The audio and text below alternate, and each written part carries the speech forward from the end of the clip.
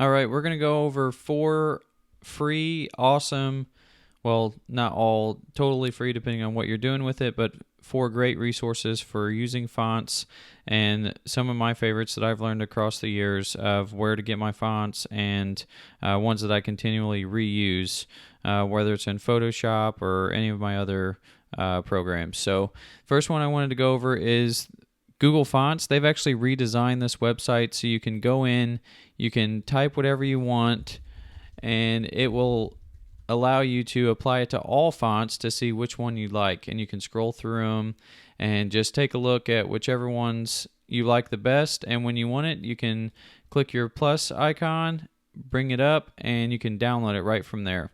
I used a program called Skyfonts, which I will talk about in another video. And you can use that to sync all of your Google Fonts, and it'll download directly to the desktop, or you can download the file and then go in and install it from the Windows folder that you're in. So Google Fonts is a nice free 100% commercial use, anything that you'd like to use. And you'll see these on websites that people use all over the place because they have a great collection of fonts. The next one is Squirrel, and almost every single one of these are good for commercial use. They do have some that you can purchase, but the good thing about this one is you can go through and get one knowing that you're not going to have to worry about any kind of copyright issues or worrying about if you're using it and you're not supposed to be using it or anything like that. So they have a download option next to the font. Some of them are on different websites, but these are ones that they've gone through and gathered. So you can go into a font, pick one. You can look at if you want to type something in and they call it test drive, you can change the different font sizes to see what it looks like. So a great resource for you to go and get fonts that are 100% commercial free and that you can use in all of your projects. The next one is Creative Market, and I've actually signed up through them to get 6 free what they call goods every week, and a lot of the times they have fonts that are included. So what these are creators that they've designed these fonts, they put them on here to sell, and then Creative Market picks the ones that they want to go out and give to their email list once a week, and it's on Mondays.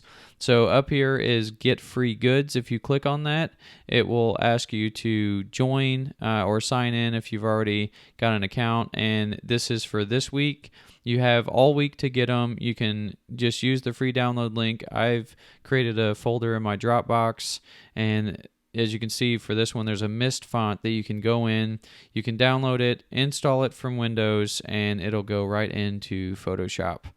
And the last resource that I wanted to talk about was Typekit.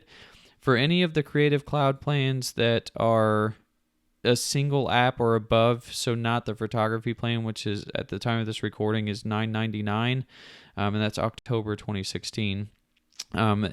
They don't include Typekit in that, but if you go up to the next plan or the all apps plan, you will get this portfolio full library of fonts that you can use, and they've got a great selection of different ones that you can go. And the cool thing about these this is the free plan, by the way. The cool thing about this is when you go into the fonts, once you're signed in with your Adobe account, you can go through and pick the font that you'd like.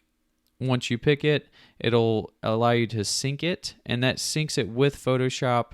And when you're in Photoshop, it's going to show you the fonts that you've used with Typekit. So if I open this up, you can see that these are the ones that come from Typekit.